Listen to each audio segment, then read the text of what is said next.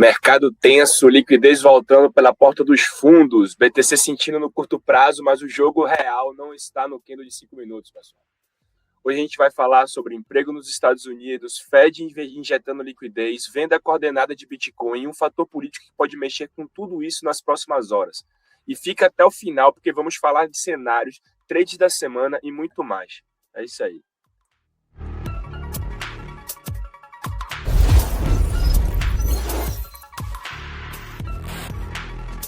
E já sabe, né? Já vai deixando o like, já curte o canal, já ativa o sininho.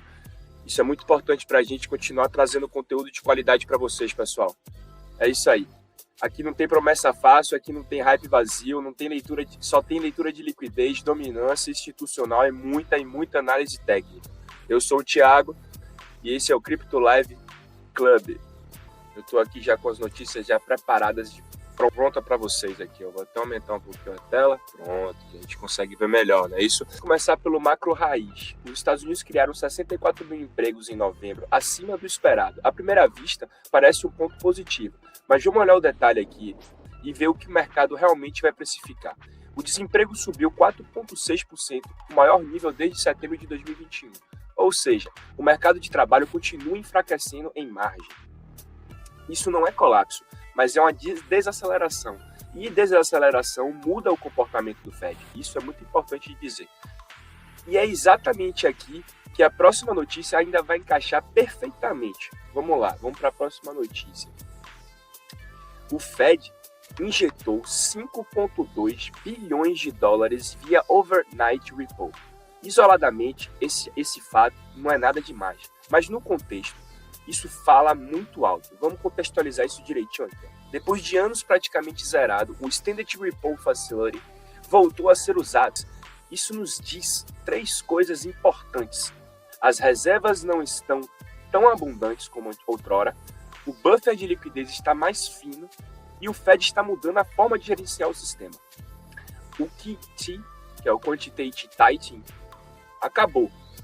Compras do Tesouro estão voltando, limites de preços sendo removidos discretamente. Isso para mim não é uma crise, mas é claramente uma mudança do regime de liquidez. E quando a liquidez fica mais sensível, qualquer fluxo grande gera um grande impacto. E foi exatamente o que vimos agora há pouco. Binance, Coinbase, Intermute, BitMEX e grandes whales vendendo juntos mais de 2 bilhões de dólares em Bitcoin em minutos. Pessoal, isso não é varejo, isso não é pânico emocional. Isso é execução coordenada em ambiente de liquidez mais raso. O mercado não caiu porque o Bitcoin é fraco, ele caiu porque o book está fino. E isso casa perfeitamente com Fed ajustando liquidez, mercado sensível e final de ciclo anual com volume volume menor. E agora, para adicionar, a gente coloca a política nessa equação, só para ver o que vai acontecer. Trump vai falar amanhã à noite. O mercado odeia a incerteza, principalmente quando envolve política, dólar e geopolítica. Liquidez mais curta, mas evento político é igual a volatilidade certa. Mas assim, 100% quase. Mentira que a gente não pode dizer 100% a nada. Mas é isso aí. Pro mundo da cripto, né? Foi mal, até não pulei, mas essa era a notícia aqui, ó. Trump vai falar amanhã, né? Ele colocou no Twitter dele. Sabe quando o Trump coloca no Twitter dele, o Bitcoin vai straight to hell. Mas vamos lá, vamos parar de blá blá blá e vamos falar do quê? Do que a gente gosta, do macro. Vamos falar. Então vamos lá, vamos pro macro, né? A gente tem para alguns indicadores, né? O primeiro que eu queria mostrar para vocês é o Liquidation Heatmap, no qual a gente vê muito balançado aqui nas últimas 24 horas. A gente tem liquidação acima, liquidação abaixo, com um grande ponto de liquidação na parte dos bulls, tá? Nas últimas 24 horas, a gente teve meio que um equilíbrio aqui entre longs e shorts. Então, a gente está com 273 milhões de dólares já liquidados. E a gente vê aqui, ó, nitidamente na porcentagem que a gente está tendo um balanço. E é geralmente nesse momento que a gente tende a lateralizar por um pouco mais de tempo, entendeu? Mas enfim, era essa parte que eu queria mostrar. Vamos cair agora aqui no gráfico do Bitcoin. Vamos lá, depois do Liquidation Heatmap, a gente vai pular aqui diretamente para a dominância do Bitcoin no diário, no qual a gente ainda vê essa grande zona de lateralização aqui embaixo, né?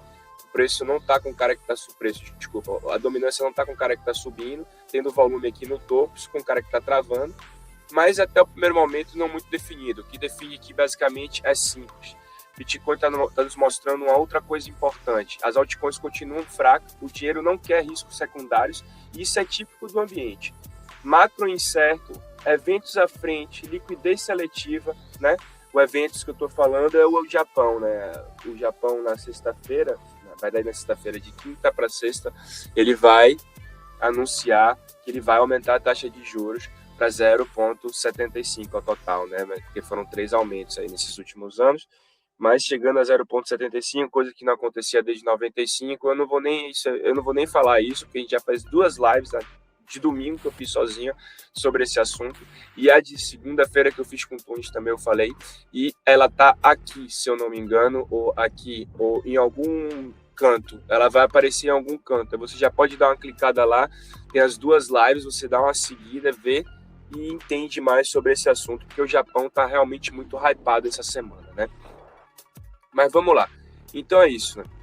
Vamos partir agora para o gráfico do Bitcoin, que é o que interessa para a gente, né? A gente viu o Bitcoin, um gráfico nas últimas 12 horas, ainda nessa tendência de queda, teve uma reação, na qual a gente também já está vendo a rejeição. Significa que essa correção talvez demore mais um pouquinho. Talvez o preço tenha que descobrir novos fundos, tá? Coisa também que a gente falou na live de ontem, que vai estar aqui de novo, aqui em cima, tá? Então, nesse momento, a gente tem o Bitcoin vindo uma reação na zona de suporte micro, tá? É uma zona de suporte micro, porque se você botar isso no semanal, o Bitcoin está aqui, nesse ponto, tá? Então, voltando aqui para 12 horas, né? Ele está nessa estrutura, né? Ele está nessa zona de suporte micro. Nada estrutural foi perdido ainda. Isso é, limpeza de alavancagem, stop hunt, ajuste de posicionamento. Essa aqui é a real que está acontecendo. Talvez essa queda aqui pode ser só um catalisador, né, para tirar essa liquidez dessa galera e subir de novo.